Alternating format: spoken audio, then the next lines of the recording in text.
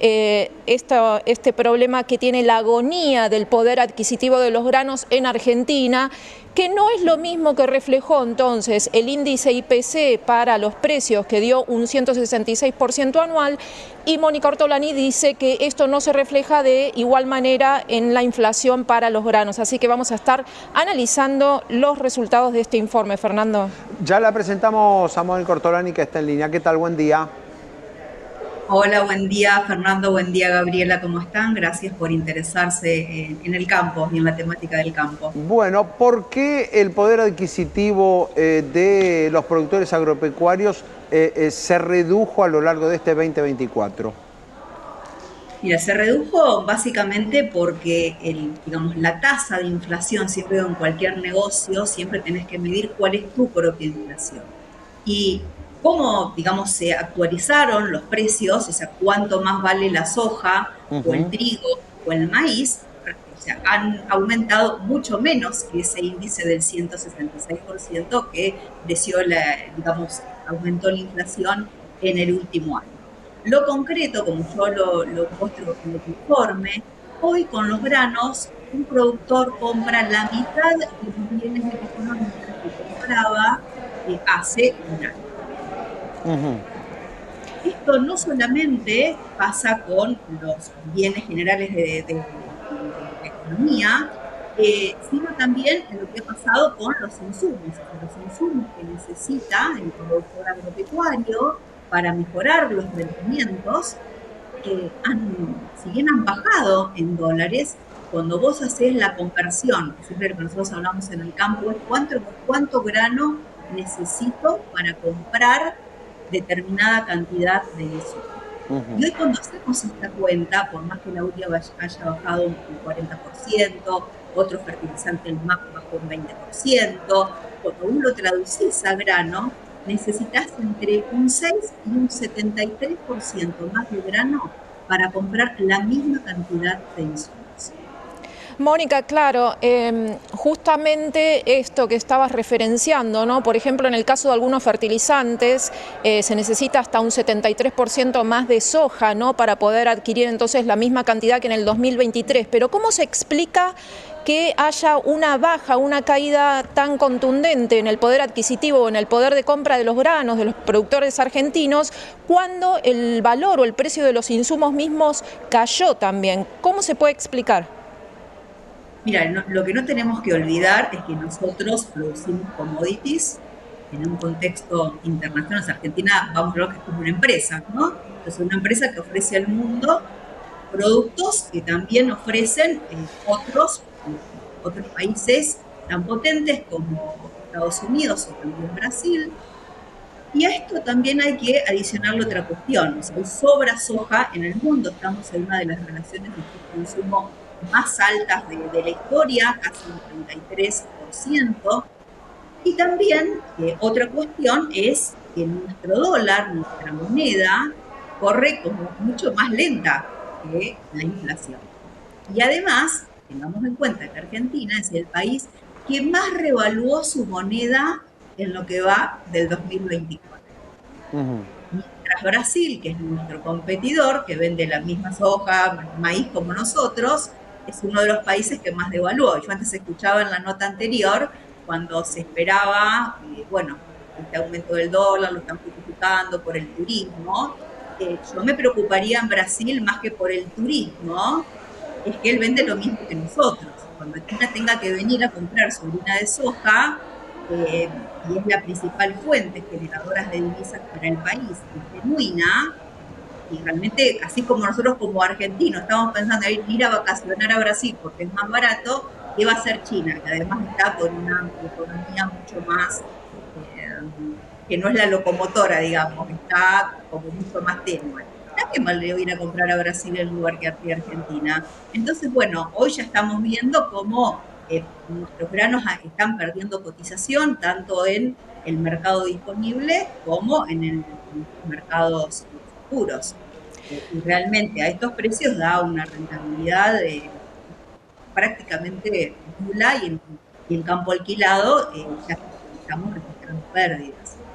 Ahora bien, te escuché diciendo o te leí en algún lado diciendo que el gobierno tendría que hacer lo mismo que hace el campo, ¿no? Invertir hoy para poder entonces recaudar o cobrar a futuro. Bueno, y en referencia a las retenciones, precisamente decías que deberían hacer eso, dejar de cobrar las retenciones para después recaudar más adelante en IVA, en ganancias, bueno, etcétera, etcétera.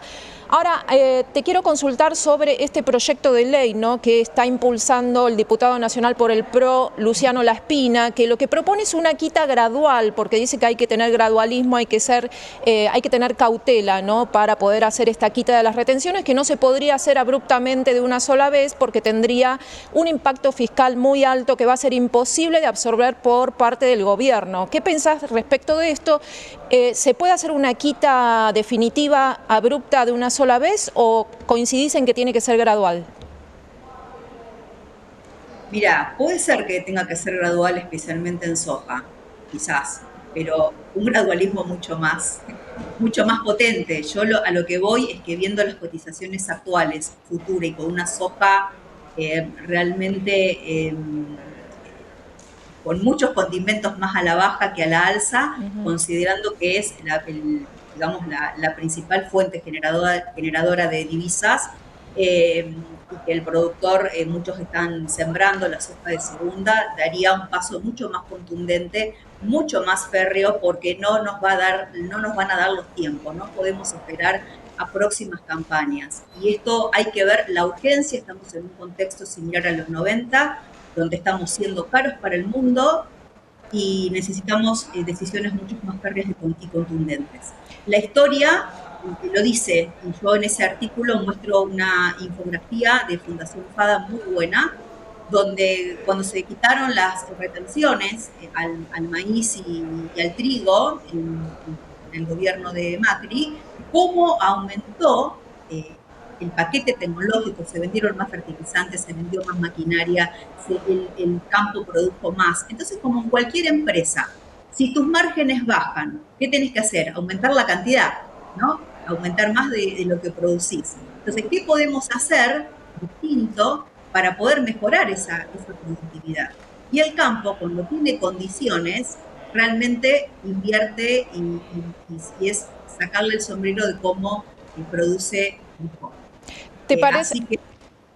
Sí, Mónica, ¿te parece entonces que es demasiado largo el plazo que están proponiendo? Porque para el caso de la soja, que era puntualmente lo que estás referenciando, proponen que se va a hacer una reducción de hasta el 50% en los primeros 4 años y se eliminaría recién al 7º año. Esto es demasiado largo. Ustedes dicen no hay tiempo para qué, y ¿cuál sería ese límite, no? Es mi visión, pero siempre hay una frase que la rescaté, digo, no estamos motivados a cambiar lo que negamos ver. Entonces, creo que hoy no se quiere ver la urgencia, se está negando una realidad que trataría de ver cómo lo podemos hacer distinto. No te digo que pasemos del 33% la bajemos al 30%, o sea, quizás hasta más al 25%, quiero decir, o eliminarlas, pero a lo mejor tenemos que estar en un 20%, o sea, estamos perdiendo competitividad frente a países que están devaluando la moneda, a países que están aumentando muchísimo la producción, como Brasil, que es también un récord histórico. Entonces, con lo cual, me parece homeopáticas las dosis, respeto muchísimo el proyecto y lo más importante es que se empieza a poner el tema en la mesa, pero no neguemos esta realidad, si no, no vamos a estar dispuestos a cambiar. Y el panorama futuro, ¿no?, para los granos, para la soja, para el trigo y el maíz sigue siendo pesimista según este estudio, ¿no? Porque solamente sería el trigo el que podría estar empatando la inflación. Exactamente, yo hice un análisis donde además de mirar las cotizaciones futuras,